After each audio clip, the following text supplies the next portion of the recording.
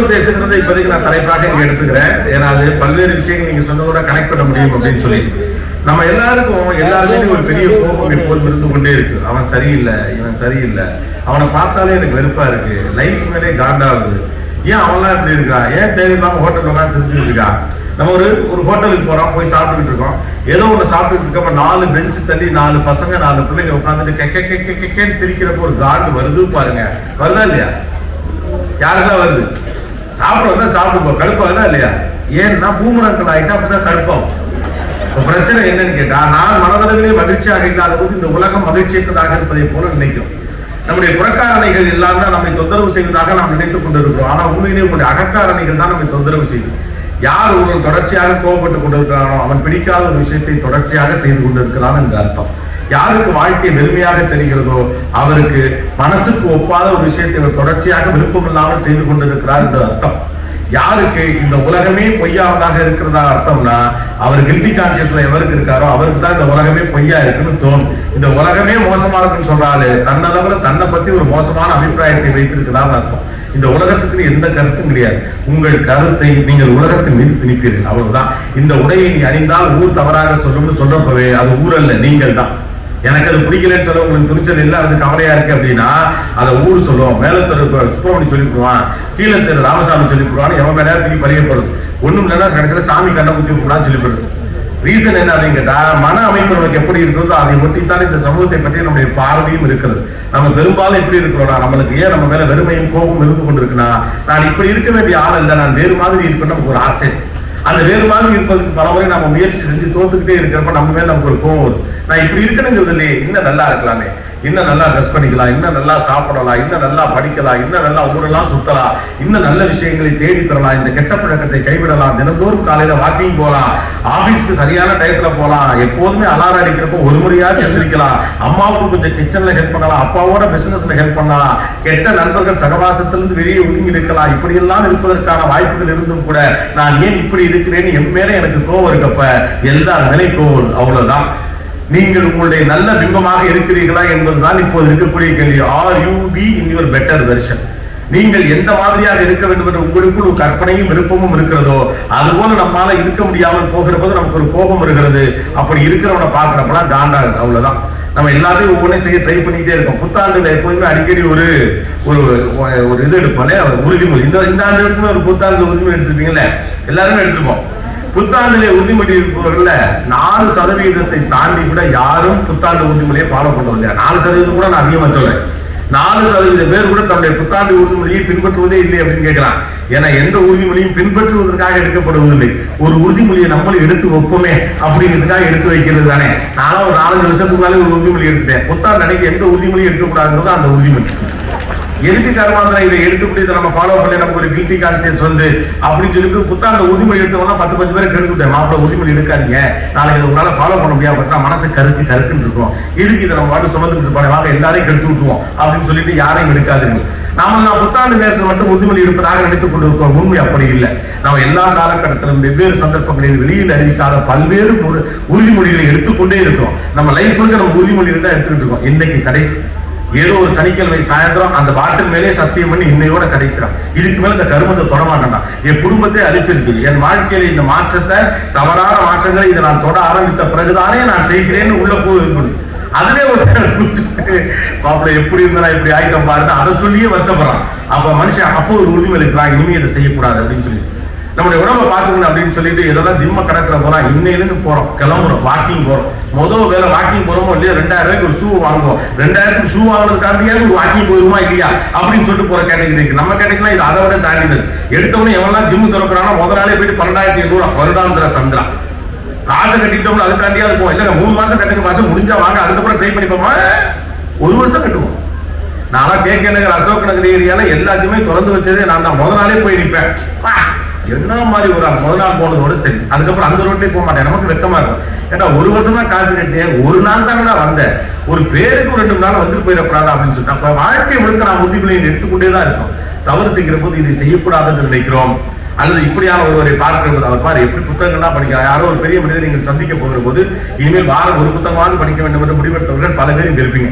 நான் பெரிய அரசியல் தலைவர்களையோ தொழில் முனைவர்களையோ இந்த வேலை நிமித்தமாக சந்திக்கப்படுகிற போது அவர்களுடைய வீடுகளில் இருக்கக்கூடிய அறைகளையோ அல்லது அவர்களுடைய நிறுவனங்களில் இருக்கக்கூடிய அறைகளையோ பார்க்கிற போது என்னென்ன புக்கெல்லாம் படிக்கிறாங்க, இந்த புக்கெல்லாம் நம்ம என்ன படிக்கவே இல்லையே, படிக்கிறோம் இன்னையிலேருந்து படிக்கிறோம் அப்படின்னு எடுத்து ஒன்று வச்சிருப்போம். அந்த படிக்கிறோம்னு எடுத்த உறுதிமொழி எடுத்ததே ஞாபகம் இல்லாம நம்ம தொலைக்கிறோம். அப்ப நமக்கு என்ன கோபம் வருதுன்னா, நான் இப்படி இருக்க வேண்டும் என்று ஆசைப்படுறேன், என்கிட்ட ஒரு பெட்டர் வெர்ஷன் இருக்கு, உடல் ரீதியாக, அனுபவ ரீதியாக, அறிவு ரீதியாக இன்னொரு பெட்டர் வெர்ஷனாக என்னால் இருக்க முடியும். ஆனா அந்த பெட்டர் வெர்ஷனா இருக்க விடாமல் ஏதோ ஒன்று என்னை தடுத்துக் கொண்டே இருக்கிறது.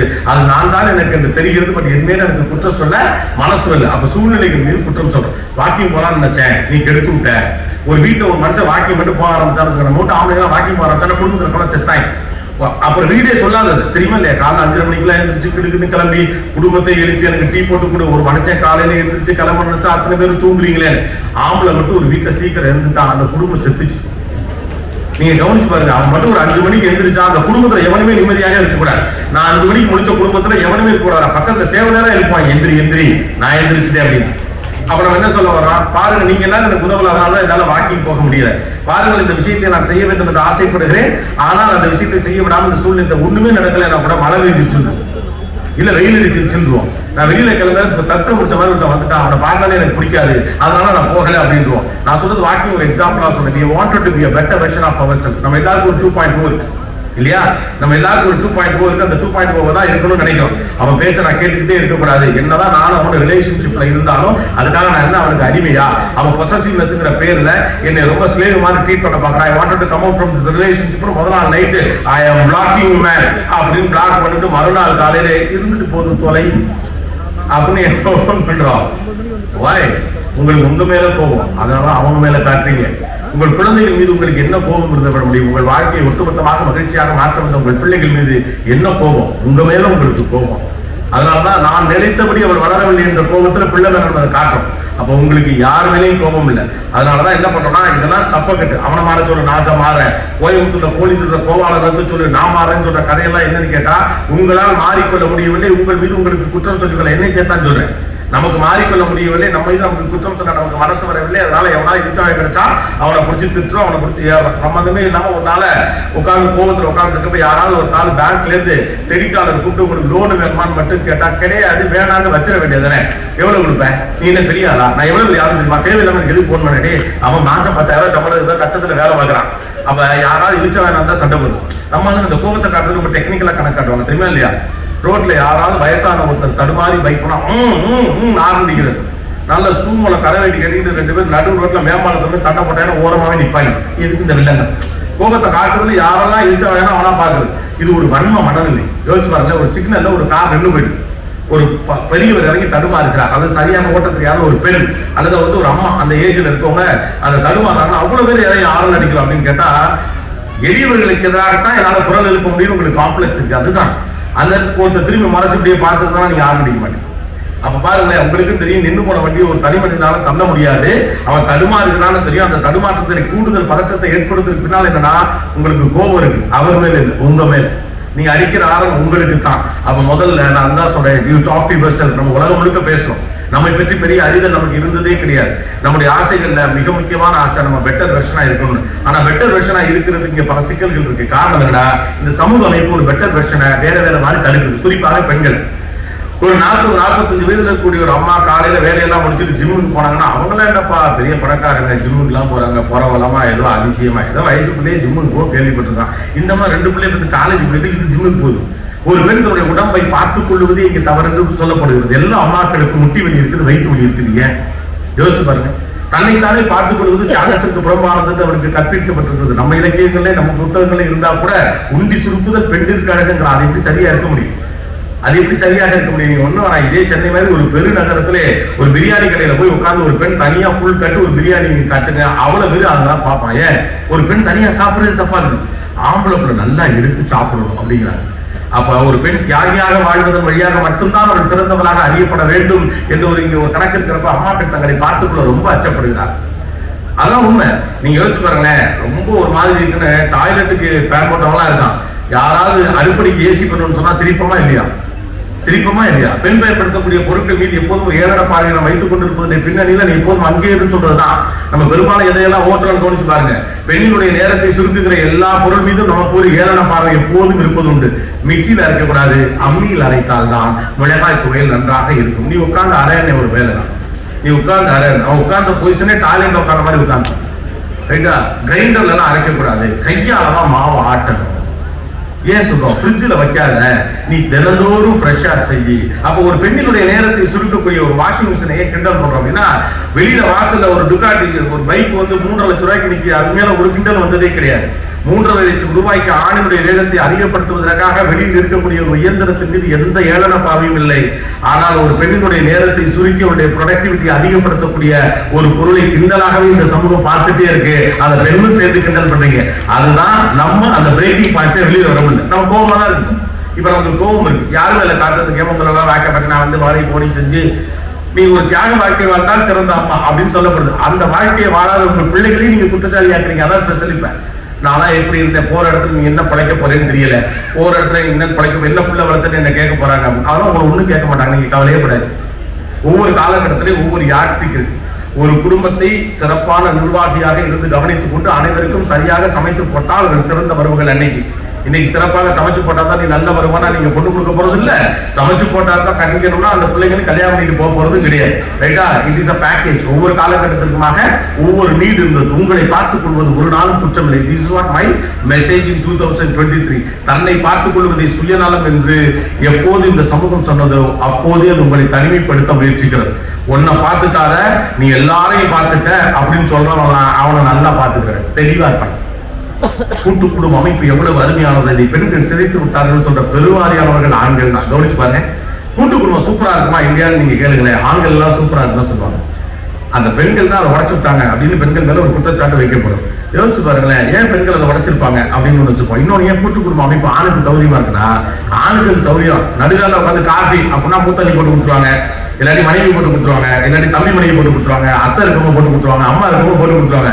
அவர் காலை நீட்டிட்டு ரிமோட்டை கையில வச்சுட்டு எந்த சேனலையா மாற்றி மாற்றி பார்த்துட்டு இருக்கல, காப்பி கைக்கு வந்துடும். அப்ப ஆணுடைய சௌகரியத்திற்கு இயங்கக்கூடிய ஒரு இடம். ஆனா அதிகாரம் மையப்படுத்தப்பட்டு தன்னுடைய குரலுக்கு எந்த மரியாதையும் இல்லாமல் தன்னுடைய சுதந்திரத்துக்கோ தன்னுடைய கருத்துக்கோ எந்த விதமான வழியும் தெரியாமல் இருக்கக்கூடிய ஒரு இடத்துல ஒரு பெண் உட்கார்ந்து இருக்கப்போ அதை உடைக்கதான் செய்வாங்க. இந்த structure is not favouring a woman, she will destroy it. அவ்வளவுதான். அதை உடைப்பாங்க. அது நியூக்ளியர் ஃபேமிலியா தான் மாறும். மறுபடியும் எல்லாரும் திரும்ப குடும்ப அமைப்புகளை போகணும்னு ஆசைப்பட்டாலும் கூட அது எப்போது ஒரு பெண்ணுடைய சுதந்திரத்திற்கும் கருத்திற்கும் மதிப்பு கொடுக்கிறதோ அந்த கன்ஸ்ட்ரக்ஷனை அதை அவங்க டெஸ்ட்ராய் பண்ணாம பார்த்துட்டு ட்ரை பண்ணுவாங்க. சோ இங்க ஃபர்ஸ்ட் திங், சுய நேசம் என்பது தப்பே கிடையாது. முதலில் உங்களை நேசியுங்கள். உங்களை உங்களால் நேசிக்க முடியாது என்றால் யாரையும் உங்களால் நேசிக்க முடியாது. உங்கள் மீதே உங்களுக்கு பிரியமில்லை என்றால் யார் மீதும் உங்களுக்கு பிரியம் செலுத்த முடியாது. உங்கள் மீது பிரியம் செலுத்துவது சுயநலம் அல்ல. அந்த சுயநலம், அது சுயநலம் சொன்னதுனாலதான் இன்னைக்கு இவ்வளவு வீக்கரா ஒரு 40-45 வயசுல அம்மாக்கள் உட்கார்ந்துருக்கீங்க.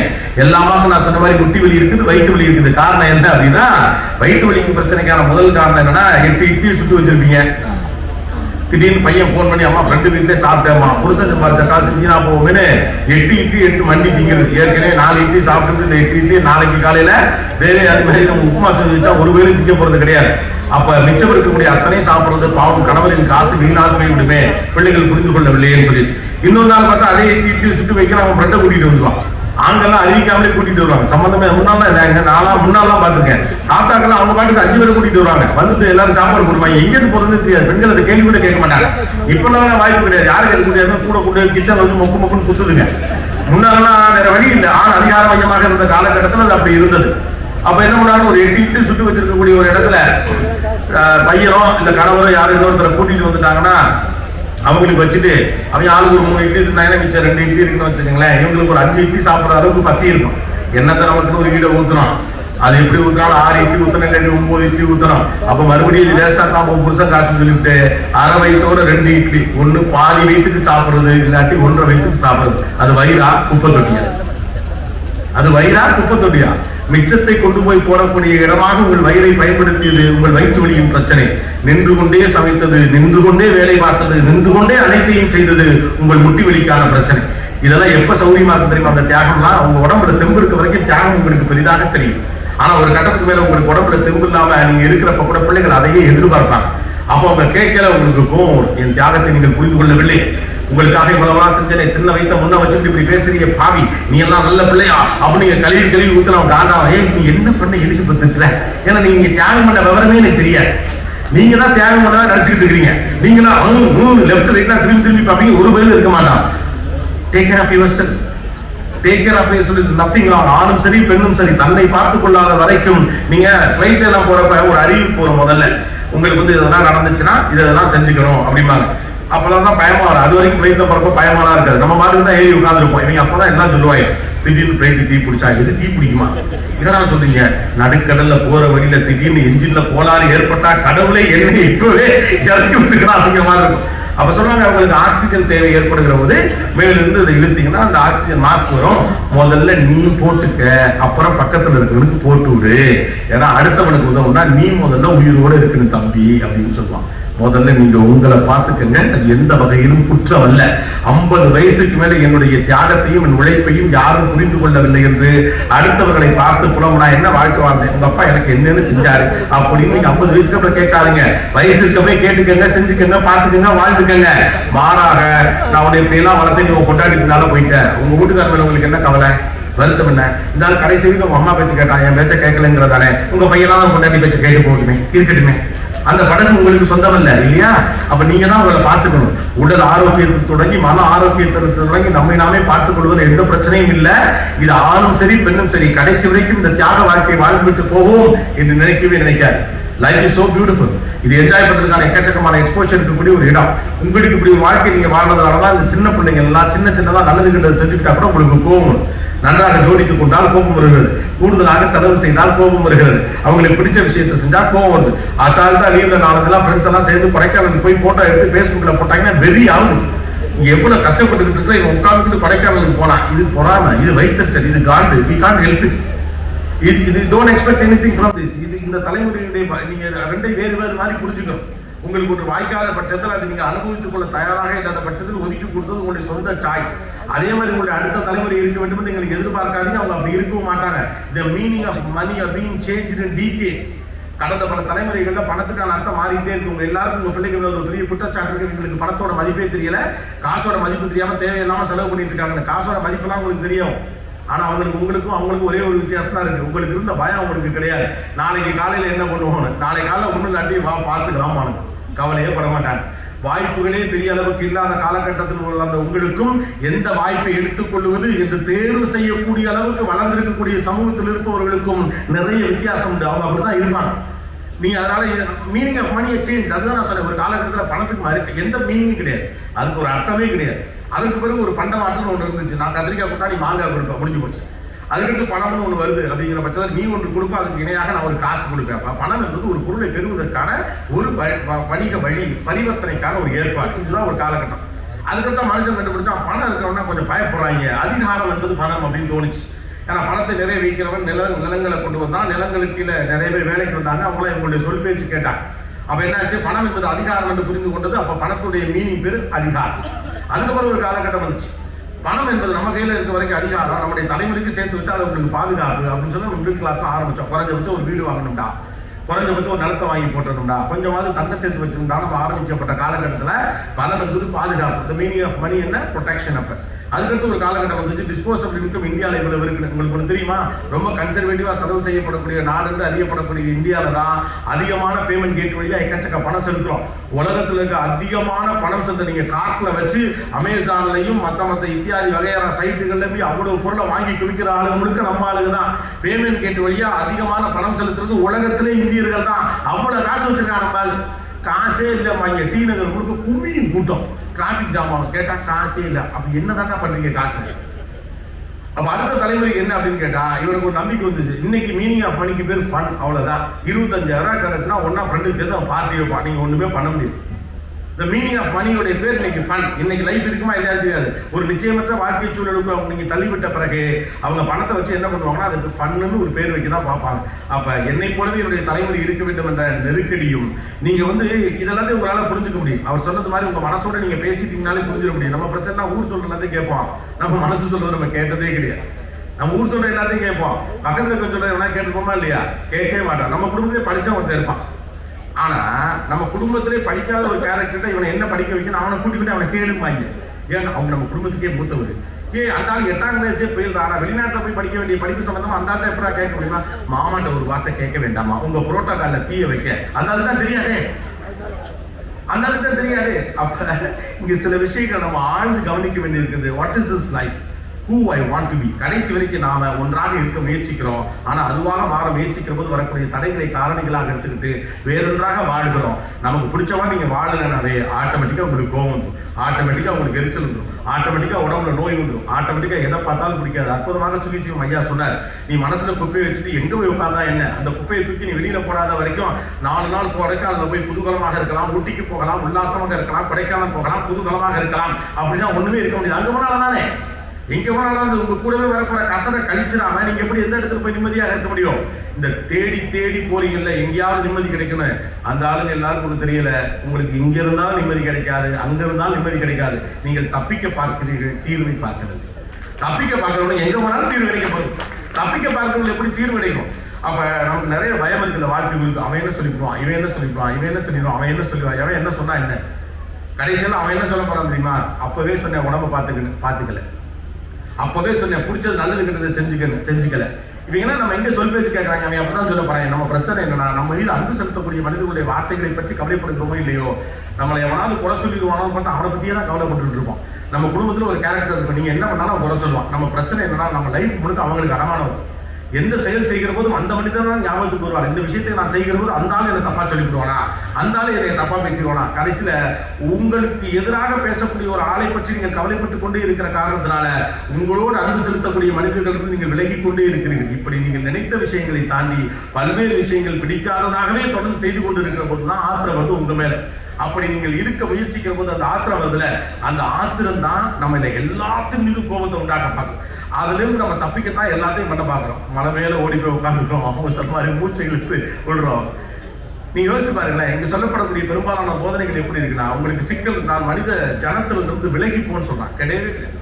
உங்களுக்கு சிக்கல் தான் ஜனத்திரலில் சேர்ந்து போங்க. அதை விட ஒரு பெரிய ரிலாக்ஸேஷன் உலகத்துல இருக்கவே இருக்க முடியாது. உங்களுக்கு மனசு போன்ற மாதிரி இருக்கா, டி நகர் ரங்கநாதனுக்குள்ள கூட்டத்துக்குள்ள புகுந்து வாங்க.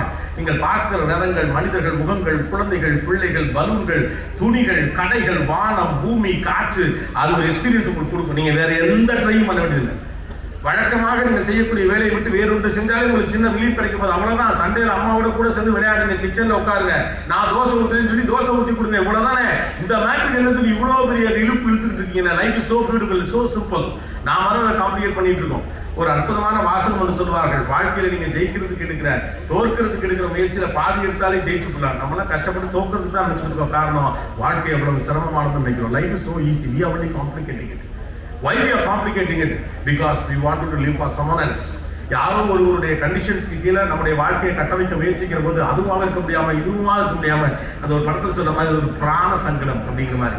நம்மளுக்கு வாழ்க்கையில வளரும் போது என்ன சொல்லி கொடுத்துருப்பாங்கன்னா, நிறைய பொய்களை சொல்லித்தான் நம்மளை வளர்ப்பாங்க. நமக்கு சின்ன வயசுல கேள்வி புரியாது அப்படின்னு சொல்லி.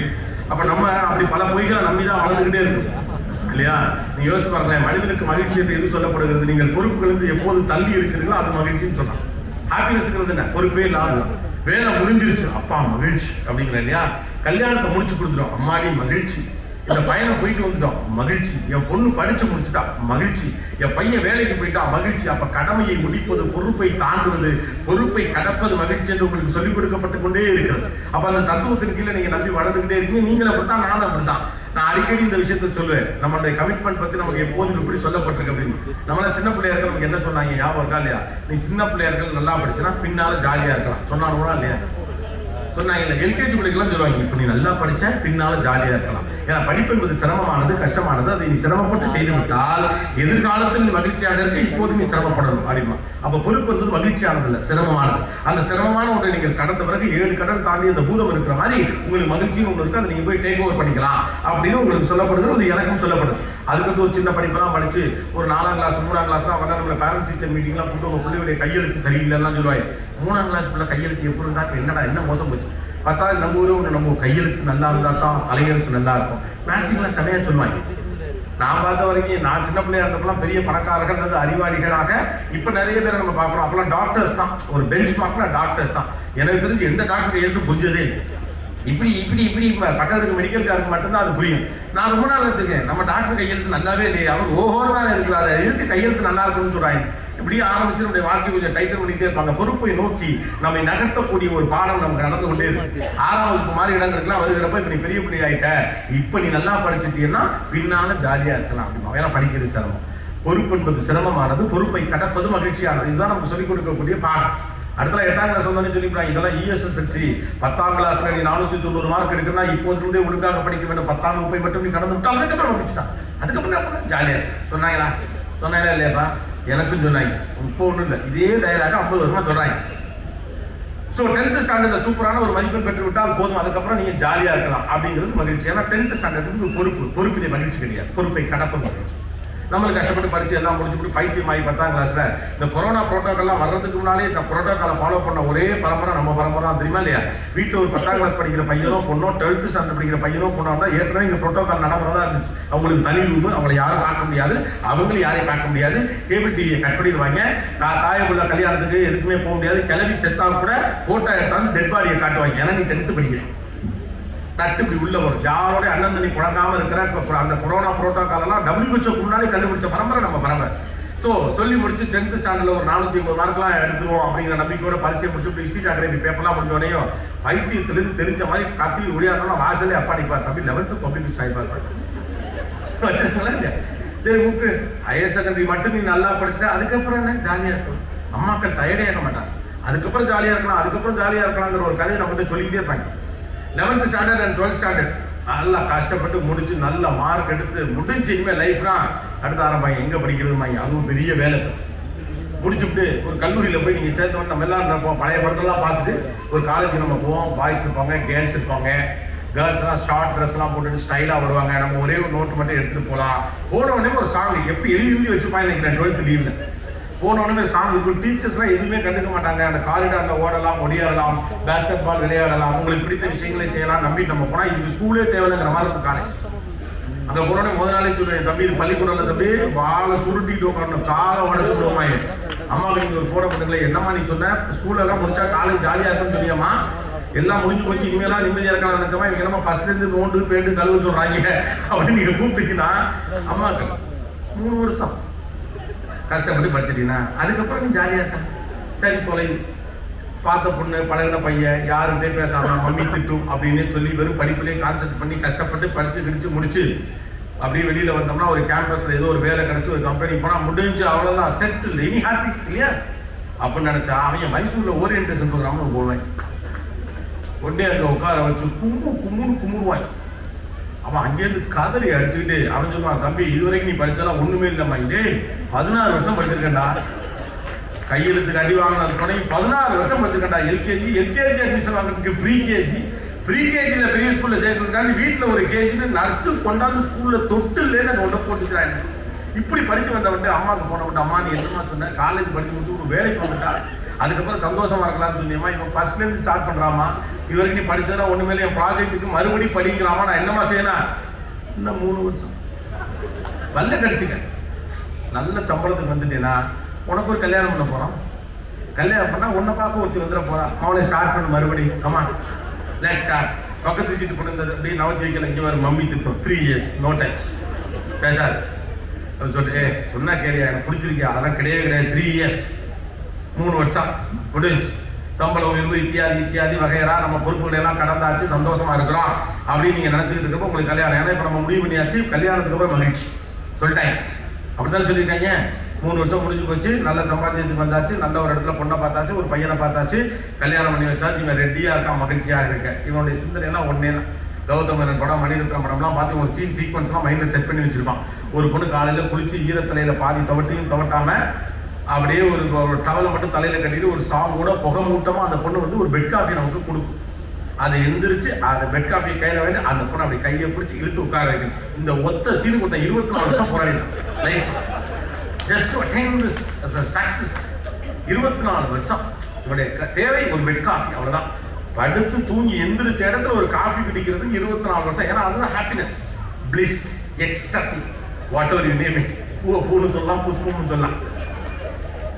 அப்படின்னு நான் கனெக்ட் பண்ணிட்டு அதே அரை தூக்கத்துல ஒரு 6:30 மணிக்கு இருக்குல்ல, கிளீன் ஒரு சவுண்டு கேட்கும். முழிச்சு பார்த்தா அந்த பொண்ணு கையில ஒரு தூக்குவாளியோட நிற்கும். அவன் நினைச்ச எந்த சீக்வன்ஸுக்கு, அதாவது நைட்டி போட்டுக்கிட்டு சாதாரணமா இவனை விட மோசமா போங்க பால் வாங்கிட்டு வாங்க, காபி போட்டு கொடுத்தா மீறி வெடிக்க அவனுக்கு. அந்த பால் வாங்கவே நான் தான் போகணுமா அப்படின்னு போயிட்டு லைஃப்ல பால் ஊத்துக்கே போகாதவன் தூக்குவாளியை வச்சுக்கிட்டு போயிட்டு பால் வாங்கிக்கிறப்ப அவங்க அம்மாவுக்கு ஒரு போன போகணும். அம்மா நீ என்ன சொன்ன, என்ன பார்த்துட்டு ஒருத்தி வந்துட்டா, அதுக்கப்புறம் நான் மகிழ்ச்சியா இருக்கலாம், என் பொறுப்பெல்லாம் கழிச்சிச்சுன்னு சொல்லியம்மா அவன் என்னை பால் வாங்க வந்து அனுப்பியிருக்கிறாமா. அம்மாவுக்கு டயர்டே ஆக மாட்டாங்க. 1 வருஷமோ 2 வருஷமோ உனக்குன்னு ஒரு புள்ள வந்துட்டா, அது பார்த்துட்டு நீ பாட்டு மகிழ்ச்சியா இருக்கலாம். சரதாங்கள்ல சும்மா இருப்பானேட்டு 1 வருஷத்துல 1.5 வருஷத்துல ஒரு பிள்ளைய வந்தா, அதுக்கப்புறம் அது கால்னு கத்தும். அது வரைக்கும் இந்த பொண்ணு சூடா இட்லி கொடுத்துருக்கோம், அப்படி ஒரு சின்ன சின்ன கட்டி தழுவல்கள், போகும்போது டாட்டாக்கள், சின்னதாக புத்தங்கள், அப்படி ஒரு சின்ன ரொமான்டிக் லைஃபாக அவனுக்கு இருந்திருக்கும்.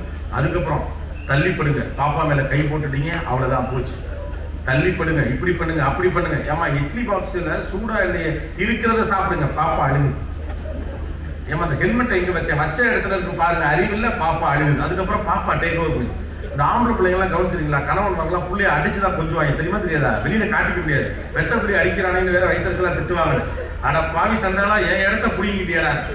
யாரு மகிழ்ச்சியா இருக்குன்னு கனவு கொண்ட ஒருத்தன் பெட் காஃபியில் ஆரம்பிச்சதும் வாழ்க்கை போயிட்டு இருக்கு. ஒரு நாள் திடீர்னு சொல்லி நேற்று நீங்க தூங்கலாம் மாடு மாதிரி காலத்துக்கு புள்ள வேலை போட்டுட்டியா, எனக்கு உசிரே போச்சு, கீழே படுக்கணும். கட் பண்ணா மாமனார் வீட்டை வாங்கி கொடுத்த 6-7 கட்டு இல்லை. அப்போ அதுவும் அந்த பிள்ளையும் அவன் பெத்த பிள்ளையும் கிடக்கும். இவன் ஃபேன் ஒரு கீழே கட்டாந்தல படுத்திருப்பான். பாத்ரூம்குள்ள போய் அழுதுட்டு அவங்க அம்மாவுக்கு ஒரு ஃபோன் பண்ணுவான். அம்மா நீ என்ன சொன்ன, எனக்கு ஒரு புள்ள வந்துட்டா வாழ்க்கை மகிழ்ச்சியா இருக்கும், பொறுப்பு இல்லாம சந்தோஷமா இருக்கலாம்னு சொன்னியம்மா, என்னை எட்டி தள்ளி தரையில படுக்க வச்சுட்டாமா என் பொண்டாட்டி அப்படின்னே. அம்மா அசால்ட்டா 28 வயசு உங்களுக்கு ஆக இருக்கிறாங்க. லூசு பாரு, ஏதா நீ சொன்ன அதை போய் நம்பிக்கிட்டுமாங்க. 28 வருஷம் 28 வருஷம் கழிச்சு உங்களுக்கு தெரிய வேண்டியதை தம்பி சொல்ற, பத்திரமா புடிச்சுக்கங்க. அப்புறமா ஒரு நாள் ஐயோ இது தெரியலேன்னு அம்மாக்களுக்கு உங்களுக்கு எப்படி சொல்வதற்கு தெரியல. இங்க இருக்க பெருசுகளே பல பேர் இதை கடந்து வந்திருக்காங்க, அப்படியே சொல்றானே அப்படின்னு மாதிரி பாக்குறாங்க. இது சொன்னது சின்ன பசங்களுக்கு சொல்றேன் நான். அம்மாக்கள் உங்களுக்கு எப்படி சொல்லுவது புரியாதனால அவர்கள் மொழியில் உங்களுக்கு சொல்லுகிறார்கள்.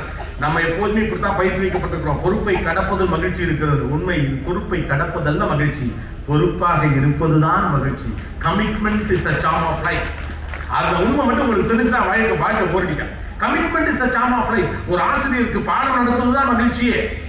ஒருத்தருக்கு படிக்கிறதா மகிழ்ச்சின்னு தெரிஞ்சிருச்சுன்னா அவனுக்கு என்ன சிக்கல் வரப்போகுது? படிக்கிறதா மகிழ்ச்சியா இல்ல, அவனுக்காக அவன் படிக்கல, அதான் பிரச்சனை. நாம எப்படி நமக்காக வாழலையே அது மாதிரி. நாம பிறந்த உடனே சொல்லுவாங்க 4 மணிக்கு பிறந்தேன், 4:05 எங்க அப்பா அனௌன்ஸ் பண்ணாரு எனக்கு டாக்டர் பிறந்திருக்கான். பொய்யால பிறந்த புள்ள அவன் என்ன ஆவானே தெரியாது. அதுவே புள்ள சிசேர்னு எடுத்து மூச்சு வரை சிரமப்பட்டு கிடக்கு. 4 மணிக்கு பிறந்த புள்ள 4:05 அப்பா அனௌன்ஸ் பண்ணாரு எனக்கு டாக்டர் பிறந்திருக்கிறான் அப்படின்னு சொல்லிட்டு. அப்ப நம்ம கடைசி வரைக்கும் ஒன்று புரிஞ்சுக்கிறதே கிடையாது. Commitment is a charm of life. பொறுப்போடு இருப்பது தான் மகிழ்ச்சி. பொறுப்போடு இருப்பதில் உங்களுக்கு மகிழ்ச்சி புரிந்து விட்டால் வாழ்க்கையில் எதுவும் சிக்கலா இருக்காது, எதுவும் வேலையா இருக்காது, எதுவும் தொந்தரவாக இருக்காது. எல்லாமே நமக்கு சுமையாக மாறி இருக்கான காரணம் என்ன? பொறுப்பு மகிழ்ச்சி என்று நம்ம நினைக்கிறோம். திருமணம் பொறுப்பு மகிழ்ச்சி இல்லை, குழந்தை பொறுப்பு மகிழ்ச்சி இல்லை, படிப்பு பொறுப்பு மகிழ்ச்சி இல்லை, வேலை பொறுப்பு மகிழ்ச்சி இல்லைன்னா பொறுப்பு தான் மகிழ்ச்சி. நல்ல தந்தை எப்போது ஒரு நல்ல தந்தைன்னு ஒருத்தர் நீங்க எப்ப சொல்லுவீங்க? தன்னுடைய பொறுப்பை மகிழ்ச்சியோடு செய்கிற போதுதான் நீங்கள் நல்ல தந்தையாகவே மாறுகிறீர்கள். ஒரு நல்ல அம்மா தன்னுடைய பொறுப்பை மகிழ்ச்சியோடு செய்கிறப்பதான் அவங்க நல்ல அம்மாவே ஆகிறாங்க.